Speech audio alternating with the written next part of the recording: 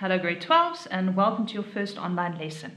Today we are going to talk about restrictions on trigonometric identities. Now this section is actually just a revision of the grade 11 content. You will notice though, some of you guys might have done this in grade 11 already, where some of you guys might not have seen this in grade 11. It just depended on whether your teacher had the time to finish it or not. We did plan to do it in grade 12 again, just in case your teacher did not finish it with you. So please don't stress about it. We are going to make sure you understand this very, very well. Let me start by saying this is luckily not a very important section. A lot of the time they don't even ask this section, but it is in the syllabus, so we do need to cover it. And I will go and upload some past matric paper questions where they do go and they assess these restrictions on the trig identities. Now, the first thing you need to understand when I talk about a trig identity, an identity is a statement of equality. For example, in this case, this particular example of cos x over tan x plus sin x is equal to 1 over sin x. Now, this statement, normally, it is true for all values of the variable x, except there might be certain restrictions under which, for certain values of x, this statement is not true. Now, before we look at the restrictions on the trig identities, obviously you guys know trig identities by now. It's where you go and you prove that if I simplify this left-hand side, it will result in that right-hand side.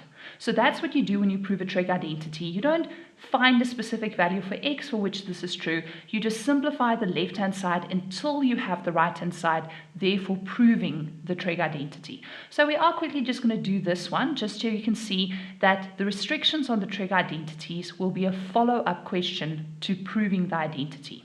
So when you prove a trig identity, you obviously go and you start by saying on the left-hand side. And the reason I start with the left-hand side is just because there's so much more to do on that left-hand side. We generally teach you that if you have a trig identity that you need to prove, you check in the following order. Is there tan x? Change tan x into sin x over cos x. So in this case, the first thing I will do is I will say it's cos x divided by tan x, which is then going to be sin x over cos x. And then I will bring down that plus sin x over here. Next step is I will then go and simplify this fraction. Now, in order to simplify this fraction, I'm just going to say it's the top, the numerator, divided by the denominator. But then you guys should realize if it's the numerator divided by the denominator, I can multiply by the reciprocal. So I can tip and times. I know some of you don't like to say the word tip and times, but pretty much what I'm doing is I'm going to go and say it's the top multiplied by the reciprocal, flip this. So I'm going to write is cos of x, and you can even write it over 1 if that makes it slightly easier, times, so because I'm multiplying, not dividing, I have to divide, I divide by sin x over cos x, but I multiply by the reciprocal, which is then cos x over sin x. Now, I can then go and just finish simplifying this fraction, saying it's cos squared x over sin x. And then I need to add these two fractions, and I'm going to put this sin x over 1 also just to make it easier. And when I add fractions, you guys have to remember, adding fractions requires you to have a common denominator, specifically your lowest common denominator. Then I go and I say the lowest common multiple of that denominator is sin x. So I write down sin x, and then I say that cos squared x is already over sin x. There I need to multiply with sin x at the bottom to get this sin x, which means I need to multiply the denominator with sin x as well, so it becomes plus sin squared x. And then, very nice, simple and easy, this is my square identity. Cos squared x plus sin squared x is then equal to 1. And the moment I write that 1 over sin x, success, I now know it's equal to the right-hand side. So that is proving the identity, which you've been doing since grade 11. So this is not what we focused on. We are focused on a follow-up question.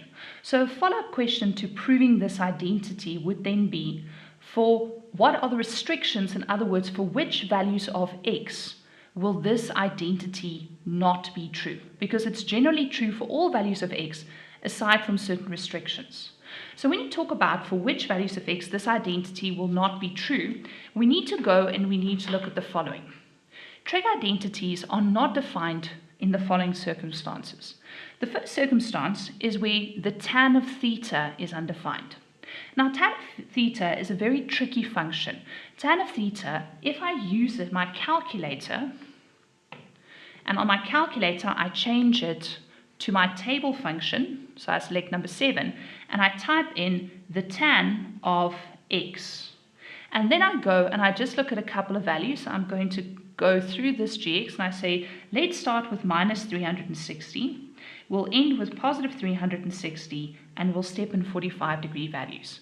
So if I press equal there, you will go and you will see every now and again you hit something that says error. Now that error just means the function doesn't exist there. It's undefined for minus 270. And if I scroll down, I see again over here, error. It's undefined for 90 degrees. So if you recall, when we were drawing these trig graphs, we would go in for the trig graphs, every single time we hit that error, we would put an asymptote. And that asymptote, which is a vertical asymptote, indicates that the function does not exist at those values. So you don't have to draw the graph, obviously. You should just know that every 90 degrees, and in those period of 180, so 90 degrees, I have an asymptote, and you can see it over here on the calculator down. Right there's an error. But then every 180 degrees, so if I go 180 degrees up, so 90 plus 180, then gives me 270 degrees. There's another asymptote. So if I go 180 degrees up, or if I go 180 degrees down, I have that error. I've got that place where it's undefined. And because it's undefined, that then means the moment I've got tan theta anywhere in my identity. So in the previous example, we had proof that cos x over tan x plus sin x is equal to 1 sin x. So the moment I spot this tan x right there, that means this is now going to be a restriction on this particular tan identity. So the moment I see this, I don't need to do any calculations. I can then just write down for this particular one, theta can't be 90, and it can't be any 90 plus k times 180 minus 180 or any other integer value. So if k is equal to 2, and I say 90 plus 2 times 180, which is 360, then that's also going to be undefined for tan. So immediately in this example, because you've got that tan, you know this is a restriction. Then the other place where the identity is undefined is any values of the variable that makes the denominator 0. So in this particular example, we had two denominators. The first denominator is over here, tan of x. Sorry about that, tan of x. So if you look at tan of x, you go, that's a denominator, it can't be equal to 0. And then you can also look at this denominator, sine of x can't be equal to 0. Now, very often, the restrictions you get here is also going to be the same restriction you get over there, but you'll spot them as you go along. So we will then just go and say, tan of x can't be equal to 0, so there's a restriction on tan x equal to 0. And the other one is sine of x can't be equal to 0, so there's a restriction where sine of x is equal to 0. Now, these particular ones, you can actually solve by using the trig graphs. You don't have to draw the graph, but in your head, you can actually see, if I draw the tan graph very quickly, it looks like this. And then if I just continue it, there's the rest of the graph with my asymptote. So there I've got a 0. There I've got a 0. So where's tan x equal to 0? Right there. Where's tan x equal to 0? Right there. So if you think about it, that then pretty much means if x is equal to, in this case, k times 180. Now the reason people go, why k times 180? Because this is 0 degrees, this is 90 degrees, this is 180 degrees, this is 270 degrees. So that means here it's 0, which it can't be because of the denominator not being able to be 0. There it's again equal to 0, which it can't be because the denominator equal to 0. And that will continue in a pattern of every 180 degrees. So that is then also a restriction on this particular one. Now if you look at this one, and if I quickly go and I draw that sine graph, so on this side it looks like that. And then going on that side, it looks like this. Then every single time I hit this, sine x equal to 0, over there, over there, over there, over there. That then becomes a restriction because that means I can't have it. Now you will spot this right there is 0 degrees. This is 90 degrees, which means this is 180 degrees. That is then going to be 225 degrees. Sorry, that is definitely not 225. That's going to be 270 degrees, and that one's going to be 360 degrees. So what do you spot again? You again spot those zeros every 180 degrees. So you've got the 0 and then 180 degrees again, you've got the 0. So this one also works for that one. So now I know that I can't have any multiple of 180 in this particular identity. That is going to be a restriction. So that's the whole idea. So now it's a lot of explanation, but let's go and look at a couple of examples. We're going to work through the examples in the textbook, and then you'll see it's really, really not that difficult to get these restrictions on the identities. Right. So in your textbook, on page 135, there's an example. Now again, we're not going to prove this identity. That's not the goal of today's lesson. We're just going to say, I am going to know that if I have to prove this identity, this is true. So it's true for all values of x except the moment you hit that tan x right there. And I say this is always the nicest thing to happen, because that's the reason that's the nicest thing to happen is simply because now I know for a fact that x equal to 90 degrees plus k times 180, where k is an element of the integers, you know for a fact right there, because of that tan x that appears somewhere, that is going to be one of my restrictions. Now all the other restrictions, so that's the first restriction, is based on the denominators. And we say the rest of the restriction says, where is my denominator equal to 0? So the first denominator I have to worry about is that 1 minus tan x. So I have to say where 1 minus tan x is equal to 0, that is also going to be a restriction on my denominator, so it's a restriction on my identity. So in order to solve this one, I do it like a normal general solution. So a normal general solution means, number one, I'm going to say 1 is equal to tan x. Then I need to get a reference angle. And I get my reference angle by using my calculator. And I say, okay, shift inverse tan function of 1. And the reference angle I get here is 45 degrees. So I then use that 45 degrees and I sub it into the general solution for tan.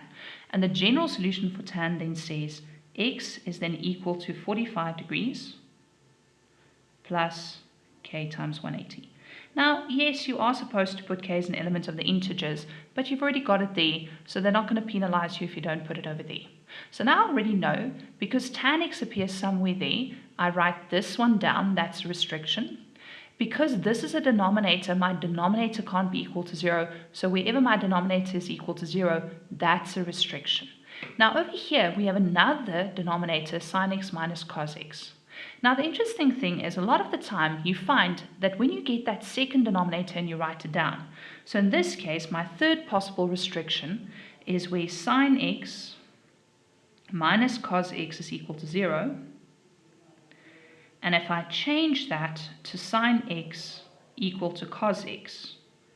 Now, this again becomes a general solution. Like I said, all of these restrictions are always in the format of general solutions. So when they ask for a restriction, it's pretty much solve a general solution. So the moment you look at this one, you should recognize this one as one of those where you now go and you divide both sides by cos x.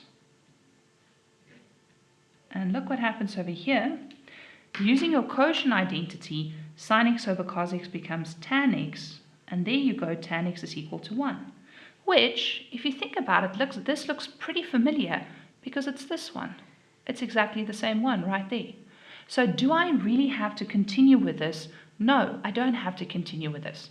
This denominator equal to 0 gives me the exact same restriction as this one did. So that's why this would be double work. So because this is double work, this is not necessary.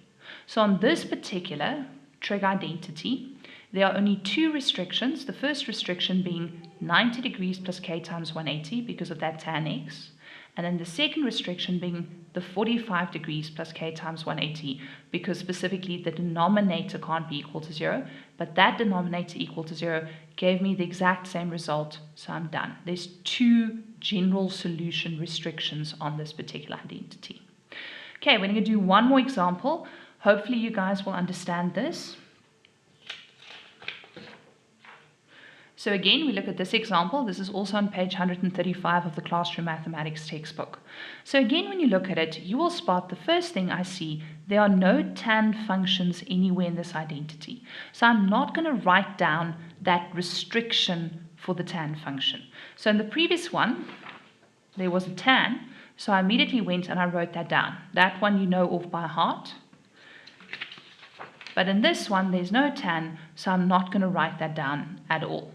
But I do have to go and I have to worry about these two denominators. So when I look at these two denominators, I can go and I can say, first things first, sine squared x minus cos squared x equal to 0 is going to present me with a restriction. Now, when I want to, sorry, that was missing. Now, when I want to go and I want to find the restriction for that one, I'm going to start off by saying, so this is specifically where sine squared x is equal to cos squared x. And now these ones you should recognize as the general solutions where I again go and I divide both sides. In this case, I'm going to divide it by cos squared x and by cos squared x over there, which means sine squared x over cos squared x is tan squared x, which is then equal to 1.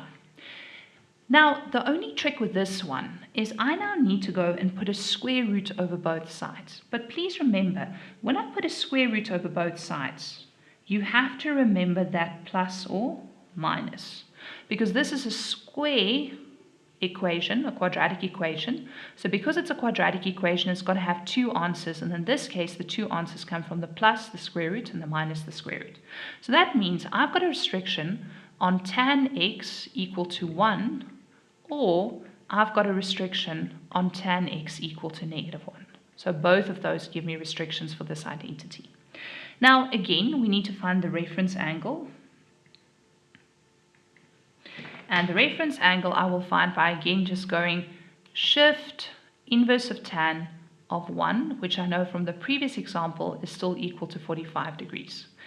Then I will also, while I'm over here, go and get the reference angle for the negative 1. So I'll put negative 1 in there and press equal, which is then negative 45 degrees.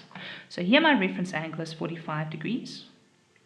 Here my reference angle is negative 45 degrees.